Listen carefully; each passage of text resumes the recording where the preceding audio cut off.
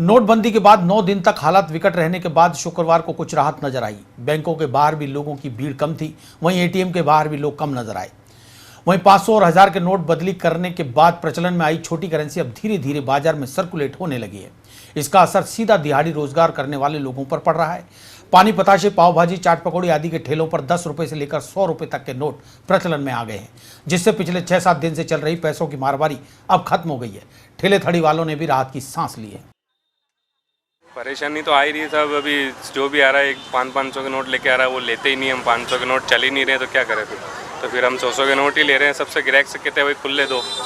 हर ग्राहक बड़े नोट लेके आता है, जो फिर छोटे नोट करवाते फिर हम। सर्दी का सीजन था। हाँ, सर्दी का सीजन था, जो सारा सीजन डाउन हो गया। सब जो सीजन आया था वो सब खत्म हो गया था।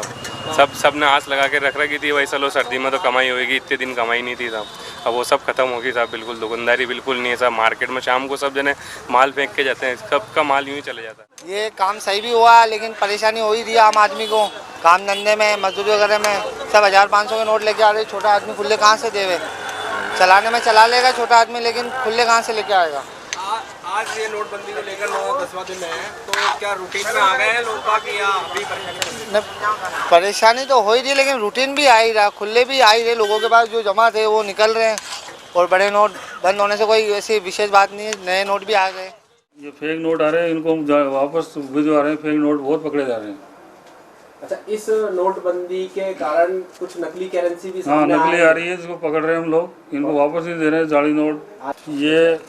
ये डार्क लाइन ही है, पेपर हल्का पेपर है।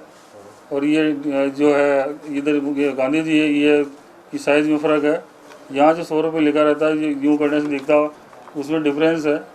ये मोटा मोटा अंदाज है। तो एक लाइन में अपन कह सकते हैं कि नोटबंदी से जो हाथ में पकड़ने से पता लग जाता है हमारे को कि नकली नोट है।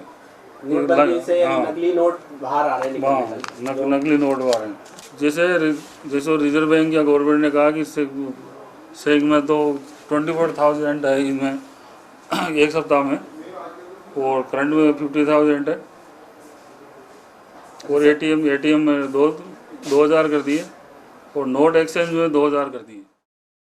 सोनम गुप्ता बेवफा है। नई करेंसी पर इस तरह के कोटेशन लिखने वाले अब सावधान हो जाएं, क्योंकि भारत सरकार के रिजर्व बैंक ऑफ इंडिया द्वारा जारी नोटिफिकेशन के अनुसार 9 नवंबर के बाद से किसी भी भारतीय मुद्रा पर पेन, मार्कर या स्केच पेन से कुछ भी लिखने पर उस नोट को बैंक द्वारा नहीं स्वीकारा जाएगा।